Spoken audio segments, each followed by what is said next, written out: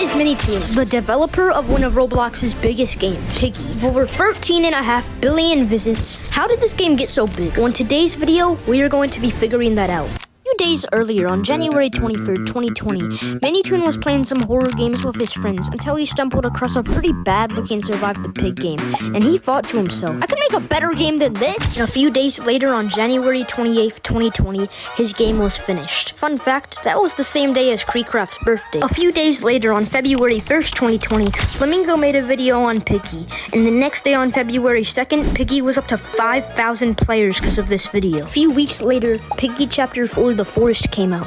This is when the actual game got an actual story, and this is when it really started to get big. In Chapter 4 The Forest, we actually got a cliffhanger. Who was the person on the walkie-talkie and what happened to Donkey? All the other Piggy maps were just like, oh crap, there's a pig chasing us, I gotta escape this house. Clearly this works for Minitoon. For example, in the school, what happened to the player and are they gonna be okay? And in the hospital, why in the world would Mr. P leave us? Clearly this worked for Minitoon because he did this with every chapter, and it gave the players a reason to keep playing. That's why the player count skyrocketed a ton. April 17th, 2020 was a huge day for Piggy. It had hit 1 billion visits. At the time, that was the fastest game on Roblox to hit 1 billion visits, with only 79 days after the game releasing. Though after this, it didn't look like Minitoon was gonna update Piggy anymore.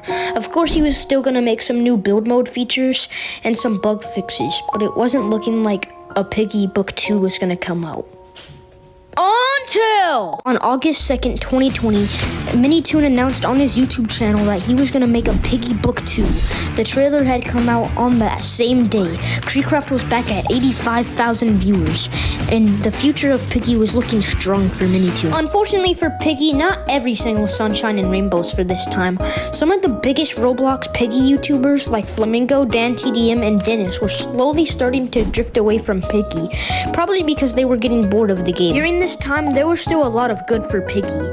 Basically, it was a part of 2 Roblox events, RB Battle Season 2, and even the Ready Player One event. 2 very fun games, but there were still bugs in the game. Piggy was also really hard during this time. In the RB Battles event, you had to play against 5 players who could have been a lot better than you. 2020 was a good and even bad year for Piggy. So now, let's move on to 2021. Off the bat, this was pretty bad. A lot of people were talking about Piggy dying. A ton of people blamed the update schedule. In Book 1 of Piggy, we got weekly updates, but now in Book 2 of Piggy, we were only receiving monthly updates. Not everything was bad for Piggy in 2021.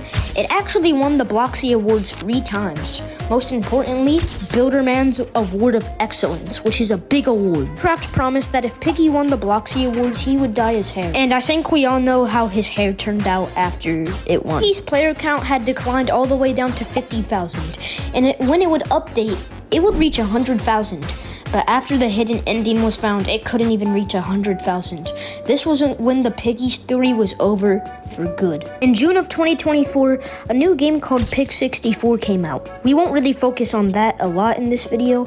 Basically, it was an inspiration from old Nintendo 64 games, I heard. Apparently, the game is also centered around a mysterious game developed by a guy named Ronald. Thank you guys so much for watching this video. It means the world to me. Please go subscribe to Mad Noob Shocker. He was a huge help in the process of making this video. Do it. You haven't subscribed to him yet. Just do it. Stop acting like you subscribed. I see you. You didn't do it. Seriousness though, please put down your phone and go read the Holy Bible.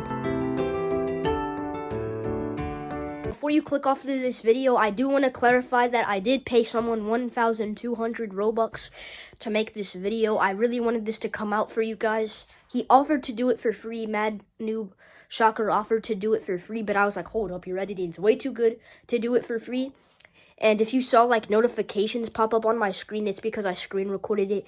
It was too long of a file to send it to like me in Discord, so he uploaded it and then I screen recorded it off of his channel. But big shout out to Mad Noob Shocker. He was a massive help and he edited this and it cost me a lot of Robux. Low taper fade at 1,800, by the way.